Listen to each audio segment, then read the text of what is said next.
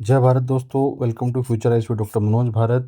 सी सेट का हम नीट रिवीजन सीरीज़ कर रहे हैं, यानी कि हाई इम्पैक्ट थीम्स हम कर रहे हैं प्रीलिम्स 2026 के लिए, जिसके अभी जो है आपके पास 27 दिन है, 29 दिन बचे हैं। ठीक है, ये है क्लास नंबर 23rd क्लास है ये, और इसमें हम कर रहे हैं सिंपल इंटरेस्ट, कंपाउंड इंटरेस्ट, ब्याज व्याज वाले सवाल कर रहे हैं। ठीक है, हमारा टारगेट है अब की बार सी सेट 100 पार, और अभी आपका सही चल रहा होगा। ठीक है, प्रैक्टिस करते रहिए, और रिवाइज मैं आपको फॉर्मूले सारे करवा दूंगा, और जिस लेवल के क्वेश्चन आते हैं उस लेवल के भी अपन क्वेश्चन यहाँ पे रिवाइज कर लेंगे।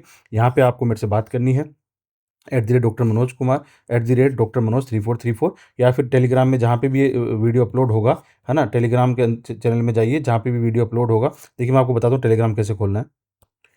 ठीक है, तो ये यहाँ पे इसको आप यहाँ डिस्क्रिप्शन में जाएंगे तो यहाँ पे चैनल का लिंक दिया हुआ है। इसको जब आप सेलेक्ट करके खोलेंगे, ओपन पे जाएंगे, ओपन करेंगे तो आप मेरे टेलीग्राम चैनल में पहुँच जाएंगे। और टेलीग्राम चैनल में पहुँच जाओ भाई जल्दी से। यहाँ पे टेलीग्राम, यहाँ कमेंट सेक्शन में आप इसको मेरे को लिख के दे दीजिए। ठीक है, मैं बता दूंगा आपको। ठीक है, कमेंट में लिख दीजिए, मैं बता दूंगा। और ये चार्ट हम कर रहे हैं, ये चार्ट काफ़ी आधे से ज़्यादा चार्ट हमारा हो गया। अभी हम ये वाली क्लास कर रहे हैं। ठीक है, ये वाली क्लास कर रहे हैं, फिर अपन रिवीजन करा देंगे इसका। ठीक है, आपको मस्त रिवीजन करा देंगे। आपको प्रैक्टिस करनी है, 29 दिन बहुत होते हैं सी सेट क्लियर करने के लिए। ये इसका ध्यान रखना आपको बस। तो ये है टॉपिक हमारा, simple interest and compound interest, class number 23 है। इसमें मैं आपको ज़्यादा क्वेश्चन सोल्व नहीं कराऊंगा, बस आपको फॉर्मूले बता रहा हूँ कि simple interest equals to principal into rate of interest into time upon 100। ये तो सिंपल इंटरेस्ट का फॉर्मूला। ठीक है ना। जैसे कि आप मैंने आपको 100 रुपये दिया, है ना, @ऑफ 5 रुपीज़ पर एनम, और मैंने 2 साल बाद आपसे कितने रुपये वापस लेने हैं। तो प्रिंसिपल इज़ 100, रेट इज़ ये, टाइम इज़ दिस अपॉन 100। तो सिंपल इंटरेस्ट कितना होगा? 10 रुपये। 10 रुपये, तो टोटल अमाउंट कितना दूंगा मैं आपको? प्रिंसिपल 100 रुपये प्लस 10 रुपये इसका सिंपल इंटरेस्ट 110 रुपये। सिंपल है, सिंपल। ठीक है, इसी में घुमा फिरा के पूछ लेते हैं कि मैंने आपको मतलब मैंने टोटल अमाउंट दिया आपको 100 रुपये, टोटल मतलब प्रिंसिपल मैंने मतलब 100 रुपये मैंने उधार दिए, और क्या बोलते हैं, 3 साल बाद आपने मेरे को 150 रुपये वापस दे दिए। तो what is the rate of interest? Rate of interest क्या होगी? तो सेम फॉर्मूला पुट करना है कि टोटल अमाउंट कितना है, 150 में वापस आपने मेरे को दिए, टोटल प्रिंसिपल कितना था? 100 रुपये। तो सिंपल इंटरेस्ट कितना होगा? यहाँ पे सिंपल इंटरेस्ट कितना निकल के आएगा? SI, इधर को माइनस करेंगे तो सिंपल इंटरेस्ट निकल के आएगा 50 रुपये। ठीक है, तो 50 रुपया, प्रिंसिपल कितना है? 100 रुपया दिया था, रेट R हमें पता करनी है, टाइम क्या है यहाँ पे? 3 साल, अपॉन दिस, इसको इससे कटेंगे, इसको नीचे लेके जाएंगे। तो रेट ऑफ इंटरेस्ट मैंने किस इंटरेस्ट पे आपको रुपया दिया? इस इंटरेस्ट पे, है ना, कि 50/3 रुपीज़ % पर एनम। तो ये सिंपल फॉर्मूला आपको ऐसे लगाना है। अगला आता है कंपाउंड इंटरेस्ट। कंपाउंड इंटरेस्ट का फॉर्मूला क्या होता है? थोड़ा सा इसको याद करने पे जोर देंगे please. Compound interest equals to amount plus equals to principal 1 plus rate of interest upon 100 की पावर 10। ठीक है, ये फॉर्मूला होगा, ये अमाउंट का ही होता है, और या फिर प्रिंसिपल प्लस कंपाउंड इंटरेस्ट, ये तो है ही है। तो यहाँ पे ये फॉर्मूला इंपॉर्टेंट है कि amount equals to principal +1 rate of interest upon 100 की पावर t। ठीक है, तो जैसे मैं एक क्वेश्चन करके दिखाता हूँ इस पर आपको। मैंने आपको 100 रुपये दिया, प्रिंसिपल मैंने आपको वैसे होता था, मैंने आपको 100 रुपये दिया। ठीक है, 3 साल के लिए। ठीक है, आपने मेरे को 300 रुपये दिए 3 साल बाद। तो इस पे जो है इंटरेस्ट, कंपाउंड इंटरेस्ट कितना लगा? ठीक है, कंपाउंड इंटरेस्ट कैसे लगा? तो देखो यहाँ पे ये क्या है? P, ये क्या है? T, और ये क्या है? अमाउंट, टोटल अमाउंट जो वापस आपने दिया। तो अमाउंट इक्वल्स टू, तो अमाउंट क्या है? 100, प्रिंसिपल क्या था? 100, अमाउंट है 300, प्रिंसिपल था यहाँ पे, अमाउंट ये हो गया, प्रिंसिपल यहाँ पे था 100, 1 प्लस R डिटरमाइन करना है कि what was the rate of interest, है ना, और यहाँ पे 100, और टी यहाँ पे क्या आएगा? 3, टी इक्वल्स टू 3। तो कैसे इसको सोल्व करेंगे? पहले तो इसको नीचे ले जाएंगे यहाँ पे, तो 300 अपॉन ये आ जाएगा 100, तो और ये आ जाएगा, इसको सोल्व करेंगे तो क्या आएगा? 100, है ना, ये 100 प्लस R की पावर 3। ठीक है, अब इसको और आगे सोल्व करेंगे तो कैसे आएगा? यार एक तो खाली जगह नहीं मिलती, चलो इसी को करते हैं।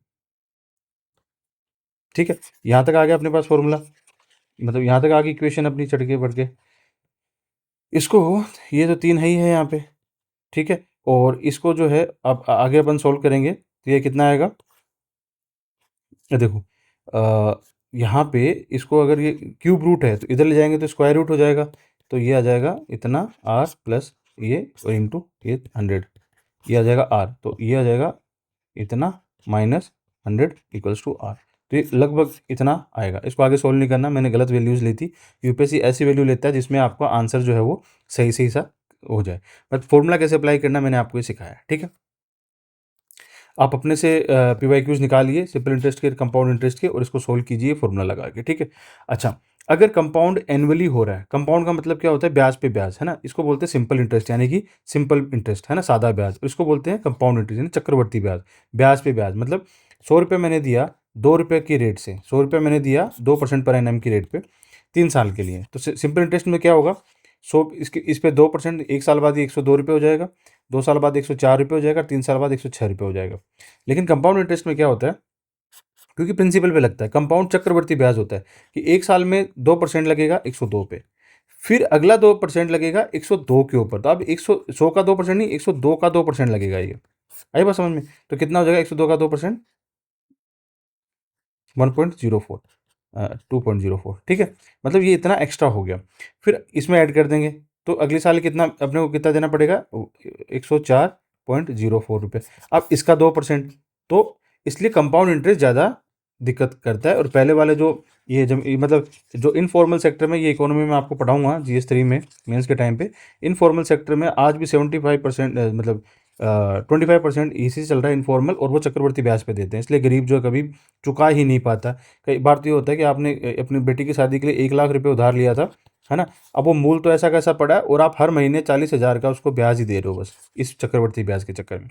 तो इसलिए इंपॉर्टेंट है, यूपीएससी के लिए भी ये, आपके लिए भी। अगर ये कंपाउंड एनुअली हो रहा है तो फॉर्मूला ये लगेगा जो ऊपर हमने पढ़ा, ठीक है। अगर कंपाउंड हाफ ईयरली हो रहा है तो फॉर्मूले में R/2 हो जाएगा, ये 2T हो जाएगा। और कंपाउंड अगर क्वार्टरली हो रहा है तो ये फॉर्मूले में ये अपॉन 4 और ये 4T हो जाएगा। अब इसका लॉजिक समझाने का यहाँ टाइम नहीं है ना, कि T इक्वल्स टू एक ईयर में एक बार, 2T इक्वल्स टू एक ईयर में 2 बार, और 4T इक्वल्स टू एक ईयर में 4 बार। ये फॉर्मूला आप रट लो। अगर कंपाउंड एनुअली हो रहा है तो सिंपल फॉर्मूला लगेगा, हाफ ईयरली हो रहा है तो R/2 हो जाएगा, और R/2 होने की वजह से यहाँ पे T2 हो जाएगा, और यहाँ पे अगर क्वार्टरली कंपाउंड हो रहा है तो R/4 हो जाएगा, ये 40 हो जाएगा। इसको आप समझ लो बस।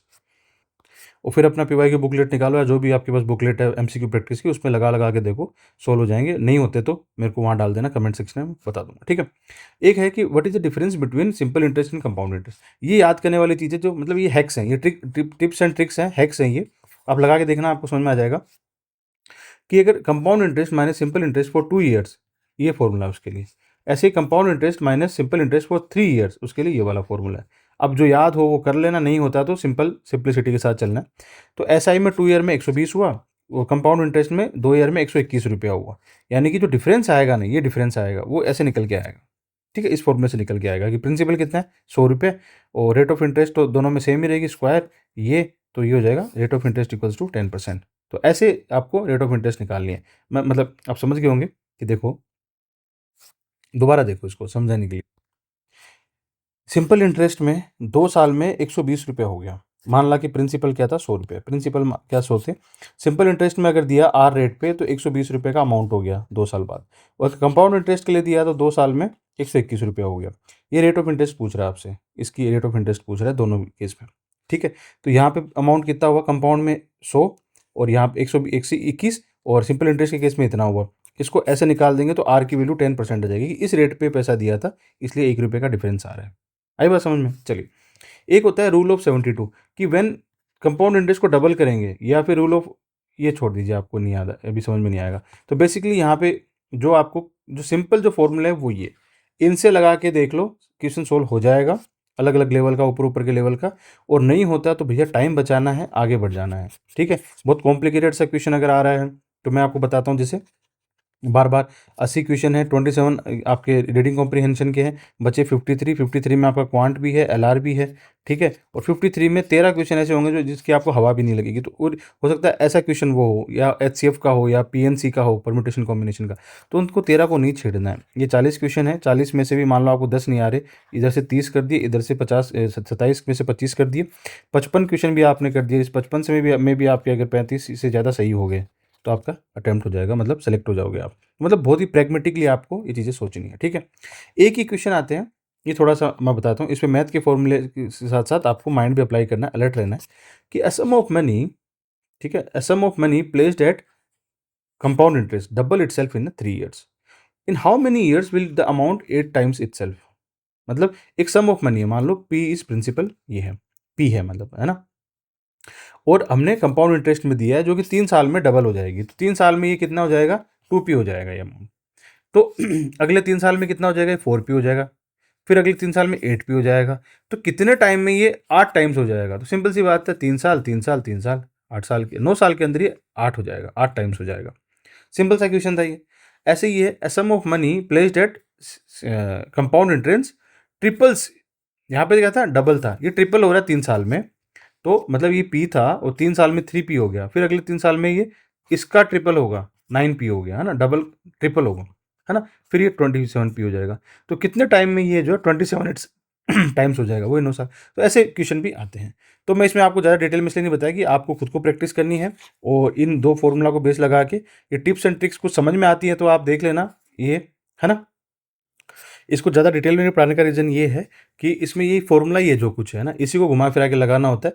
इससे निकलता है 1 मिनट के अंदर तो ठीक है, अदरवाइज़ आगे बढ़ जाना आपको। इसलिए मैं आपको मतलब ये ऐसे बता रहा हूँ, और ये एनुअली ऐसे करेंगे, ये करेंगे तो आप अप्लाई करोगे तभी आपको समझ में आएगा ये, ठीक है। और ये ट्रिक, ये कुछ ट्रिक्स है ना, ये वाली तो मेरे को भी याद नहीं हुई थी, ये वाली मेरे को याद थी, मैं कर लेता था। और ये जो है मैं आपको इसलिए नहीं बता रहा कि अब ये कोई टाइम नहीं है, 30 दिन बचे हैं ये सब चीज़ आपको बताने का, ठीक है। चलिए, तो चलिए ये क्लास नंबर 23 थी हमारी, ठीक है, simple interest and compound interest. Please आप इसको प्रैक्टिस करना, और उसके बाद जो डाउट हो आप मेरे को पूछना, मैं आपको बता दूंगा, ठीक है। चलिए, अगली क्लास 24 नंबर की क्लास होगी हमारी, इसकी क्या बोलते हैं, अर्थमेटिक प्रोग्रेशन ज्योमेट्रिक। ये मैं डिटेल में पढ़ाऊंगा क्योंकि इसमें कंसेप्ट है समझने का, इसमें कंसेप्ट है समझने का।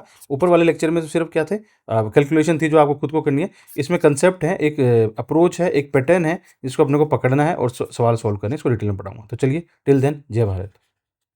ये थी 23 नंबर की क्लास। अब हम अपन करने वाले 24 नंबर की class, arithmetic progression and geometric progression, जो मैं आपको अगले लेक्चर में पढ़ाऊंगा। क्लबिंग ब्लबिंग कैसे करती है, कैसे करनी क्या। चलिए, बाय।